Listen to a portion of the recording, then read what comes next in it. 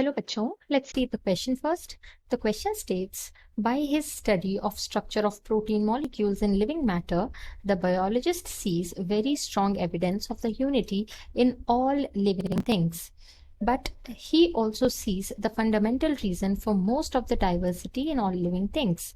Analyze and explain these statements. Question में एक statement दिया हुआ है जिसमें लिखा हुआ है कि एक बायोलॉजिस्ट है और वो स्टडी करता है स्ट्रक्चर ऑफ प्रोटीन मॉलिक्यूल्स की लिविंग मैटर में, और इसकी वजह से एक एविडेंस देता है या एनालिसिस देता है कि ये स्ट्रक्चर ऑफ प्रोटीन मॉलिक्यूल्स जो हैं यही रीज़न है यूनिटी का और डाइवर्सिटी का सारी लिविंग बींग्स में। तो क्वेश्चन में कह रहे हैं कि एनालाइज करिए इन स्टेटमेंट्स को और एक्सप्लेन करिए। तो इस क्वेश्चन को आंसर करने के लिए हम की कॉन्सेप्ट देखेंगे।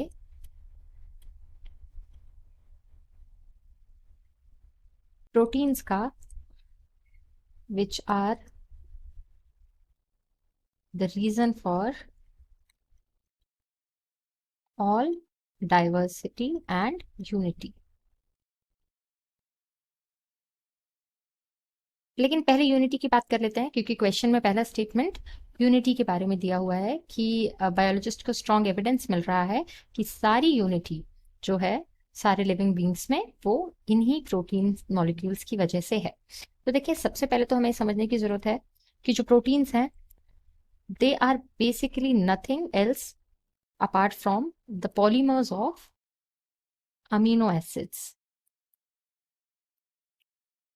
एंड अमीनो एसिड्स भी कौन से? प्रोटीनोजेनिक, विच मीन्स ये वो अमीनो एसिड्स होंगे जो प्रोटीन बनाएंगे एक्चुअली, यानी कि जिनके पॉलीमराइजेशन से प्रोटीन्स बनेंगे। तो इनमें एक तो आ जाता है अपना जो स्टैंडर्ड 20 अमीनो एसिड्स हैं,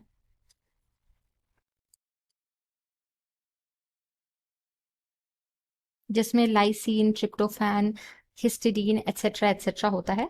तो ये जो हो जाते हैं ये स्टैंडर्ड अमीनो एसिड्स हैं। उसके बाद दो एक्स्ट्रा हैं, और ये जो होते हैं ये हैं सेलेनोसिस्टीन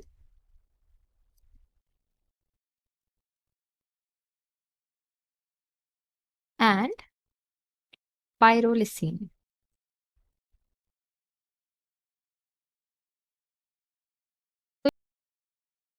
ये प्रोटीन्स में भी इनकॉर्पोरेट किए जाते हैं, ये दोनों भी बाय स्पेशल ट्रांसलेशनल मैकेनिज्म्स। तो ये एक्स्ट्रा हैं, लेकिन जो टोटल हो गए दे आर 22 अमीनो एसिड्स जो कि प्रोटीनोजेनिक हैं और प्रोटीन्स बनाएंगे। तो ये जो यही एग्जैक्टली आंसर है हमारे फर्स्ट स्टेटमेंट का, कि क्योंकि टोटल में 22 अमीनो एसिड्स ही हैं जो कि प्रोकैरियोट्स से लेके इवेंचुअली मैमल्स तक, यानी कि हाईएस्ट ऑर्गेनाइजेशन तक सभी प्रोटीन्स बनाते हैं। तो इन्हीं का जो चेंजिंग स्ट्रक्चर है, चेंजिंग सीक्वेंस है, वही डिफरेंट प्रोटीन्स बनाता है हर ऑर्गेनिज्म में। बट ये जो बेसिक हमारा रहता है, बिल्डिंग ब्लॉक्स रहते हैं, वो सेम रहते हैं, इसीलिए हर ऑर्गेनिज्म में यूनिटी है। अब अगर हम बात करते हैं सेकेंड पार्ट की, जहां पर कह रहे हैं डाइवर्सिटी का भी सारा रीजन ये प्रोटीन्स ही है। तो ये इसलिए है क्योंकि हम इसको एक एग्जाम्पल से देखेंगे। हमारे पास एक प्रोटीन है हीमोसायनिन और एक प्रोटीन है हीमोग्लोबिन।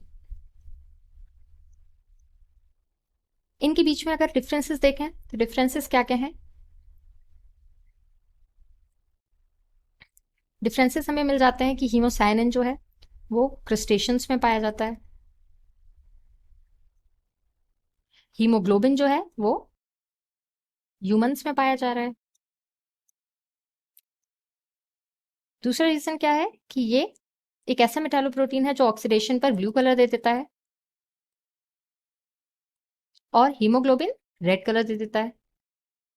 तो ये दोनों तो हमने डिफरेंसेस की बात कर ली, डाइवर्सिटी की बात कर ली, लेकिन सिमिलैरिटी क्या है? सिमिलैरिटी है कि ये दोनों ही ऑक्सीजन ट्रांसपोर्ट का काम करते हैं।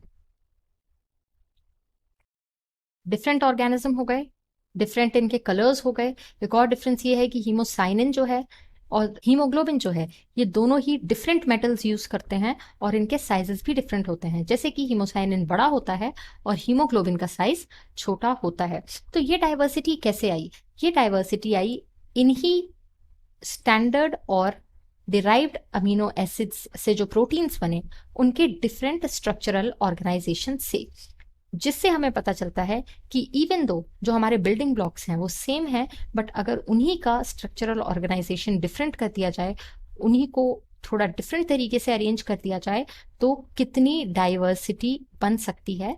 हमने एक एग्जाम्पल के थ्रू देखा, दोनों ही प्रोटीन्स हैं और दोनों ही अमीनो एसिड से बने हैं, but there is still so much diversity in relating to the size, the color, and also in the organism that they are present in.